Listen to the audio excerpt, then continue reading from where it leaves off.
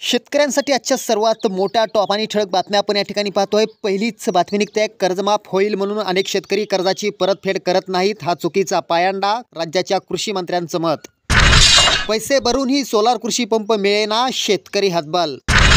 शेतकऱ्यांसाठी महत्त्वपूर्ण निर्णय, आता आधार कार्डला लिंक होणार 7/12, शेतकऱ्यांना दिलासा। पीएम किसान सन्मान निधीसाठी 63,000 कोटींची तरतूद, शेतकऱ्यांच्या 6,000 रुपयांचा प्रश्न मार्गी।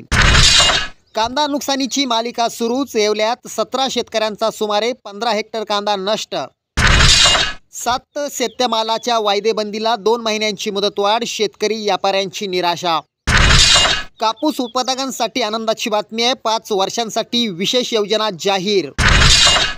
येवला तालुक्यात आतापासूनच दुष्काळाची चाहूल, विहिरीतील पाणी आटल्याने टँकरची होते मागणी।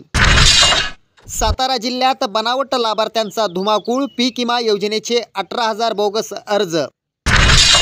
हे कसले आईबाप, 6 दिवसांच्या पोटच्या मुलीला विकायला काढलं, उल्हासनगर येथील घटना। लिंकिंग करणाऱ्या खत आणि कीटकनाशक कंपन्यांवर कारवाई करू, कृषी मंत्र्यांचा इशारा।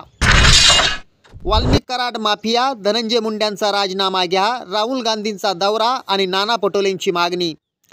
राज्यात तापमान वाढण्याची शक्यता, काही भागात ढगाळ, हवामान विभागाचा अंदाज। सरकारचा अर्थसंकल्प म्हणजे शेतकऱ्यांना डिवचण्याचा प्रयत्न, राजू शेट्टींची टीका। आजची सकाळ पावली, खरीप 2023चा 75% पीक विम्याची रक्कम झाली जमा, शेतकऱ्यांना दिलासा। शेतकऱ्यांसाठी या होत्या सर्वात मोठ्या टॉप आणि ठळक बातम्या। धन्यवाद।